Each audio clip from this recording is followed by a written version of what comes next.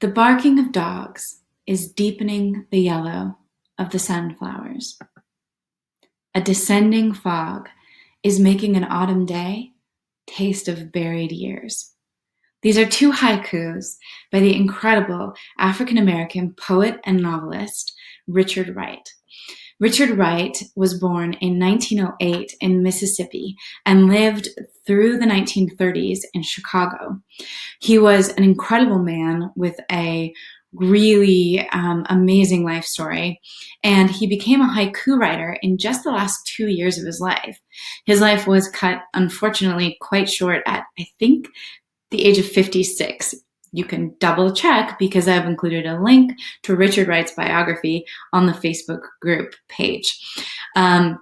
In any case, in those last 2 years of his life, he became so prolific at writing haikus and was such an amazing and beautiful writer of haikus that he's known as one of America's most accomplished haiku writers. And that was after just 2 years of writing. So just imagine. You only need to know two things to write a haiku. The first is you need to know what a syllable is.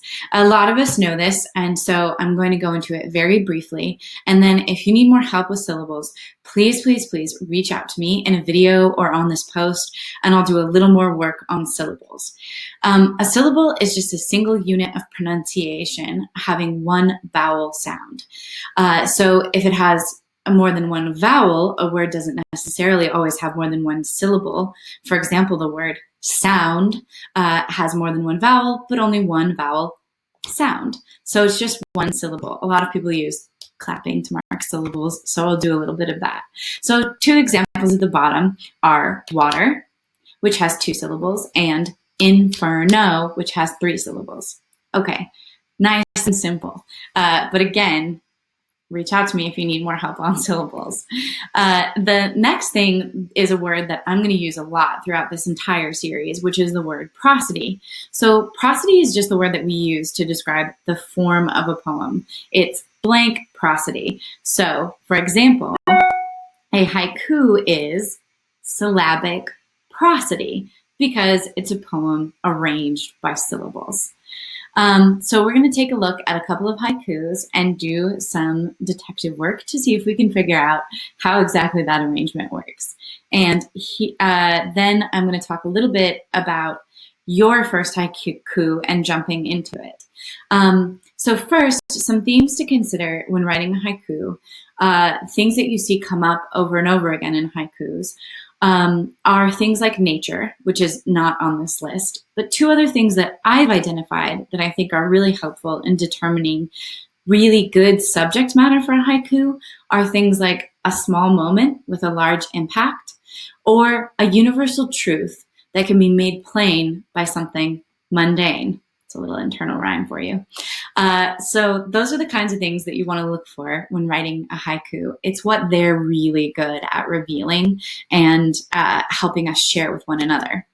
So here's the first syllable. We're going to count. Here's the first exercise. We're going to count the syllables. So this is, again, an example from Richard Wright.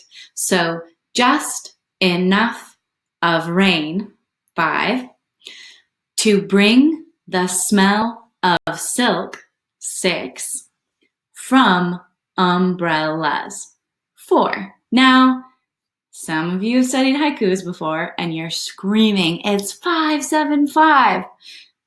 True, that historically haikus were 575, but that also had to do a lot with the original language that they were written in, which is Japanese.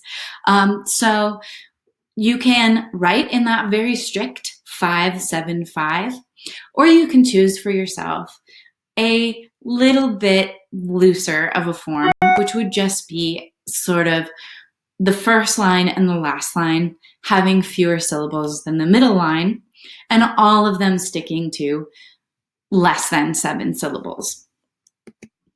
So here's a couple more by Richard Wright. And I'll go ahead and let you guys count out the syllables on them. These are also in the Word document that's in the Facebook group, so you can check it out there and just do it more slowly if you want to. But once you've gotten the hang of the pattern of haikus, I'd love for you to write some of your own. You can post them here on this post openly. That would be great. I think it would be super fun for us just to be a little bit vulnerable and willing to engage each other in this content, even though we're all new to it.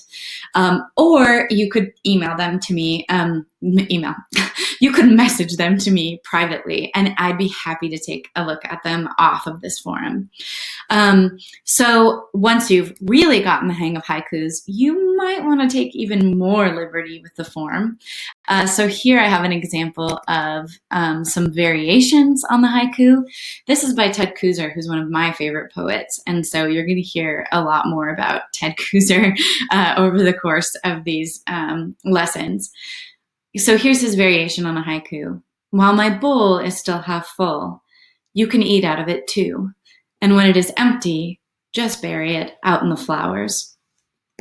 And here's a couple more. In the morning light, the doorknob, cold with dew. The moon put her hand over my mouth and told me to shut up and watch. These actually come from Ted Kooser's collection called Conversations at Braided Creek, which were also a little later in his life. So kind of interesting that the two poets for today came to haikus later in their lives. All right, well, I'd love to hear your comments also on what you think of the video, if the content is working for you, if the format is working for you. Please feel free to post any questions and just let me know in general what you would like to see here from me in the future. Our very next lesson is going to be on spatial prosody. It's a little less new agey than it sounds, but it's a whole lot of fun. So I'll be posting that video probably sometime over the weekend. And in the meantime, I really look forward to reading all of your haikus.